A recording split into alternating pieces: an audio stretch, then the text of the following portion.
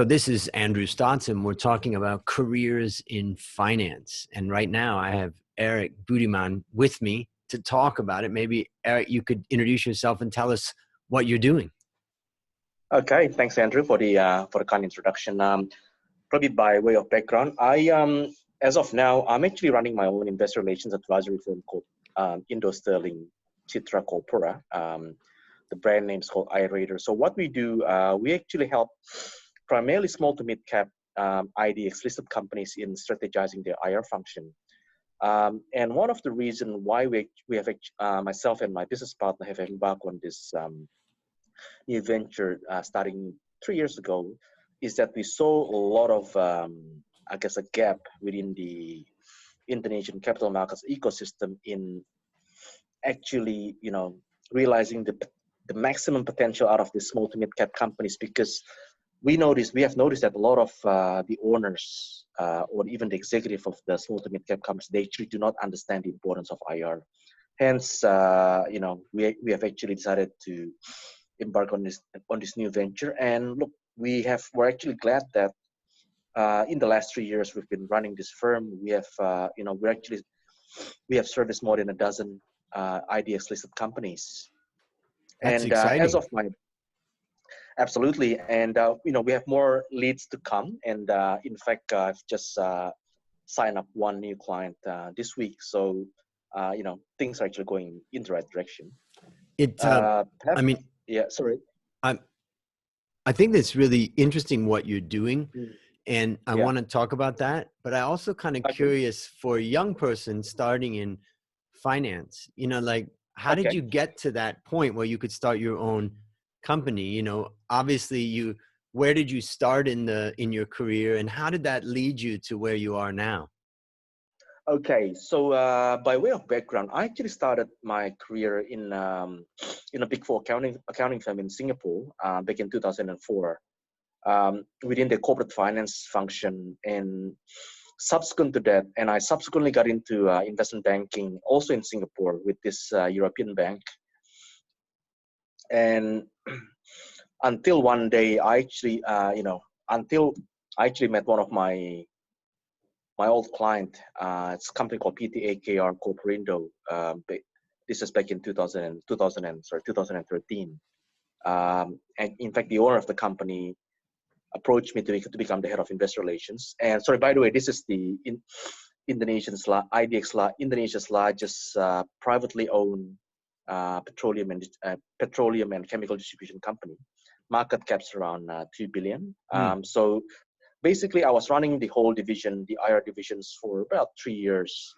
And I guess, that has really set my platform in terms of, running my own company. Because obviously, to be a successful IR, you need to have a very strong contact. Because in essence, IR is marketing functions. Because what you do is that you're really promoting the equity story of the company in front of the public investors.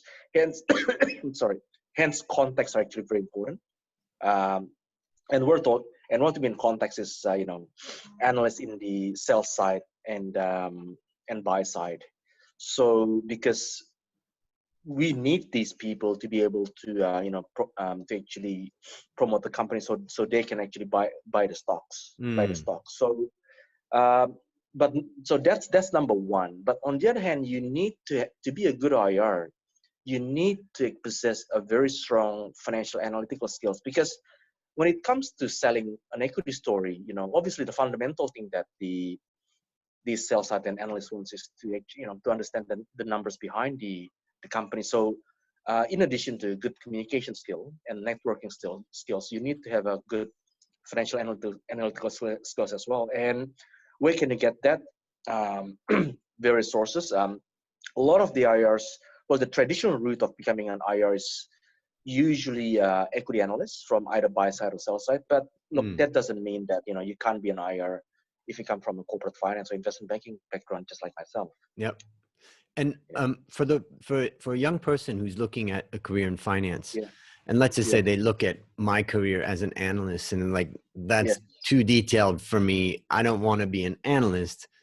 and maybe they look at being a salesperson for a broker as an example, and they say, well, it's just too much, calling and stuff, and Okay. then they look at IR and they think, I may have what it takes to be successful in this IR function that's very valuable for a company. What would be the skills that are important for the IR function? You've mentioned about the financial aspect, having a Yes. foundation in that. What Yes. else is critical for being good at IR? Well, obviously, you need to have a very good communication skills because you're constantly meeting the, I would say 50 to 60% of your time are actually spent meeting the analysts, Mm, up, you know, not only introducing the company, but also updating the company because analysts actually the fund managers, they won't actually buy your stock at the first meeting unless you're blue chip, right? So you need to actually have a very good convincing skills, and this doesn't happen in one meeting. So hence you need to be very, I guess, not just persistent, but you you need to have a very good pitching skills. mm. So that's one of the fundamental skills that a good IR will actually need in addition to a good financial analytical skills. So if somebody says, "Oh, I like working alone at my desk and all that," no, this wouldn't be the job, because you've got to be communicating the message, the story, the information. Absolutely, yes. So Yeah, you need to be, well, you pretty much need to be out there, yeah. to The face. in You're the the face of the face, customer. You're the spokesperson of the company. So mhm, spokesperson meaning spokesperson for the financial community, not so right? much on the on the media To the side. media Although side. we do speak to we need to speak to the financial media from time to time, but the main audience are really the equity market participants, meaning the sell side analysts and the buy side analysts. And if we go back in time, let's say when I started as an analyst in 1993, there was no Yes. IR department. When I would go Okay. visit a company, I'd Yeah. try to meet the president. If I couldn't, I'd meet a vice president, or maybe I'd meet a board member. And, maybe you'd meet someone different every time. But I Yes. think the whole function of the IR department, Yeah. is a modern function, and is a valuable function because it also means something interesting is that Yeah. somebody can cover a company from New York Yes. if there's good IR, Absolutely. because the IR, investor relations, keeping the website up to date of the most recent information. They're available. If, hey, Hmm. I didn't understand something about your company, can I, and you Yeah. can call to the IR person. You never would get that kind of accessibility to understand the company and what's going on if you could only call the CEO or the vice president, because Absolutely. they don't have time. No, not at all. So I think it's important to understand the role of IR. I think another thing that's interesting is that suppose that somebody says, "Oh, I'm thinking about a career as a fund manager." And Okay. one of the things about a fund manager is that you're looking at many different stocks across the region, across your country, or True. whatever. Yeah. So you're constantly seeing new ideas and new stories that you have Yeah. to learn. When Hmm. you work in IR, a lot of what you're doing is going deeper and deeper and deeper into the story of your company. True. So, and maybe someone will ask a question and you think, I don't have the data for that. And then you start digging Yeah. to say, yeah, maybe consumer sentiment is an important thing that we should talk about in our presentation. And so you go deeper into the understanding and the communication of that one company. Yeah. And I Yeah. think that from someone new into the world of finance, you want to think, Hmm. do I want to kind of jump around and not know that much about these companies, but see many, or do I want to go deeper and understand? What would you say about that? Would you agree with that? I do agree with that to the extent. If you're the in-house IR functions of the company, then yes, you'll be basically covering a single stock. Mm, Um, so hence, some people they do actually like that, but if you are the type of person that likes to actually see numerous companies, then obviously, probably you should consider working on the other side, meaning on the brokerage side. So either sell side or the buy side. So or working it with a really firm depends. like yours, where Oh yes, you're yes, yes, that's handling right. many Yeah, different, many different companies. Yeah, that's right. which So I keeps it mean, exciting.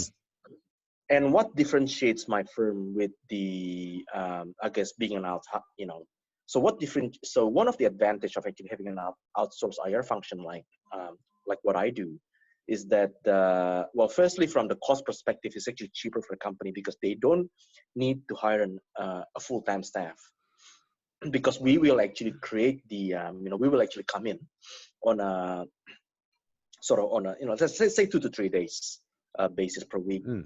to actually do all the required day-to-day function of the day-to-day of IR functions. So, and plus having a firm like us who will actually be able to I guess make the BOD more able to strategize the IR function, because our job is really not to really do a day-to-day, but provision of the strategies, the Mm. necessary IR strategies that each company needs, because every company have different strategies. So, for example, like one of the past clients that I had was pizza, the franchisee of Pizza Hut in Indonesia called Mm.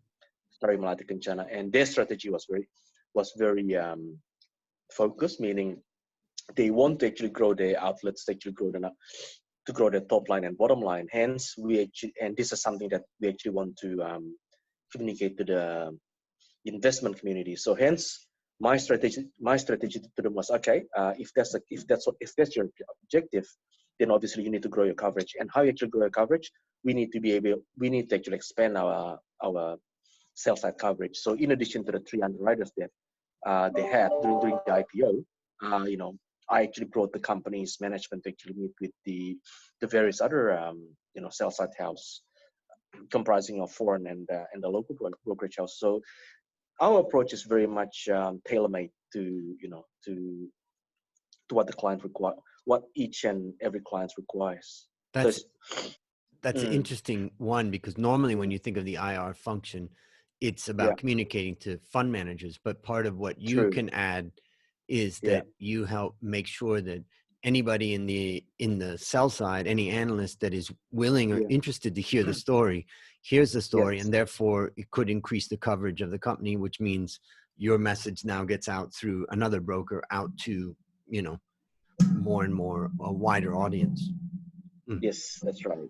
So obviously, and this would certainly add value, because I mean the more brokers that you speak to, then obviously there'll be the trading volume will be a lot higher, because obviously there'll be more fund managers transacting on the Yep. stock. So Yep. Yep. that's one of the value add that we provide to our clients, in addition to the the day-to-day IR functions, activities such as press releases, building the financial model, creating corporate secretarial function, which is one of the services that we actually provide. But on Mm. the other hand, we also provide one of the distinct um, advantage that we have versus other consultants, that we actually we could actually provide the company with the necessary training if they are looking to actually bring in an in-house IR. So some companies, they do have a preference for actually have an in-house IR, including the Pizza Hut, which I've mentioned. Mm. So the deal was, I actually come in for 2 years to actually set up all the necessary infrastructure needed for the company to to function well within the equity market fields. But on the other hand, they actually engaged me to actually bring in an in-house IR and train them so they could actually perform the day-to-day functions. So I could eventually, I guess, step out of the company in Mm. a good shape. Got it. So Yeah. in wrapping up, I guess one of Mm. the questions, the final question I have for you is that if you were a Yes. young person coming out of Yes. school right now and you were looking at the Yes. financial industry, what Yes. areas do you think are growth areas? What areas do you think that they should look at if they don't have a strong preference, but they're trying to understand, where is interesting, where is opportunity? What would you say? Well, certainly the world is, the financial world is actually it's bigger than we all know, and there are actually various routes that you can actually take Mm. in the capital markets. Look, I will say being a research analyst will certainly a good provide these people with these newbies with a good foundation, especially if they want to actually um, succeed in the capital market, because being a research analyst not only provides you with the foundation, because in essence research analysts are the backbones of the research of the investment bank, Mm. because they so if you're talking restaurant, they are literally the chef. They know the ins and outs of of the companies that they're actually covering. Hence, I would say, so my advice is that becoming a research analyst, sell-side research analyst, will certainly provide you with a good, I guess, with a good entry into a capital market, because that gives you a good base in understanding the different aspects of the capital markets. So obviously one, you'll understand about your client, which are the fund managers, but Mm. on the other hand, they will be involved in the corporate actions, especially IPO Right. or even private placement. So it's that's certainly a good a good area to consider. But I don't discount the fact that a newbies should actually go and look for a job within the corporate finance function of the big four company, because that by going into such field, you can actually not only learn from various clients, but you'll learn various skills, not only financial modeling, but ability to actually pitch deals, which is what you really need in the financial Mm. industry.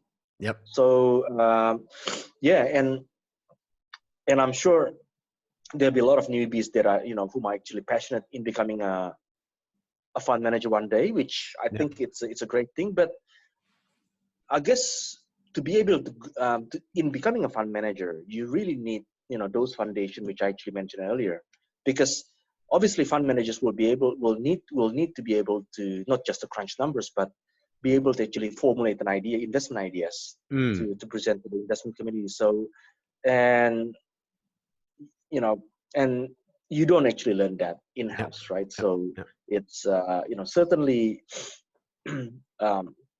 there are different parts that you could actually consider before you can actually becoming a successful fund manager. Yeah. It's I've never heard someone refer to it as like the analyst is like the chef, but that really makes a lot of sense, that if you don't have a good analyst coming up with good creations, meaning good research, it doesn't matter Yes. how, how many people you have in front of the restaurant telling people, hey, come on in. If it tastes bad, Yeah. there's no hope. True. And so and a good sale and a sales function wouldn't be able to function well without a good research analyst, because in essence, analysts are which I mentioned earlier. They are Yeah. really the backbone of the company, of Yeah. the security house, because um, so this is like a chef and a waiter, right?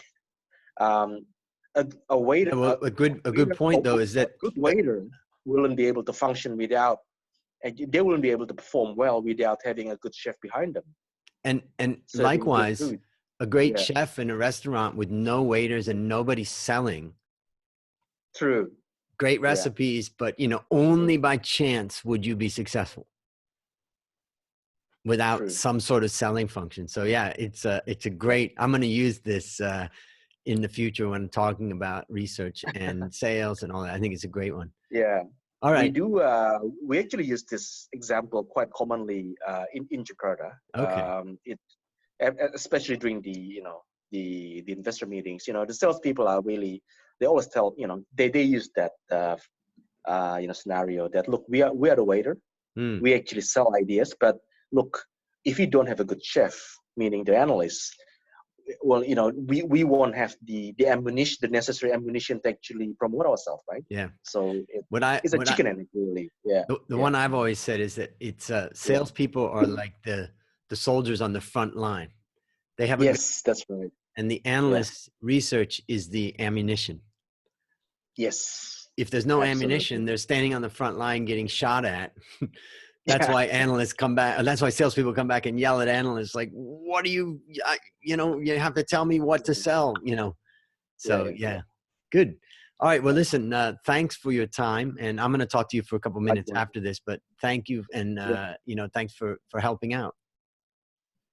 It's always a pleasure, Andrew. And then look, I wish you all the best with the with your venture.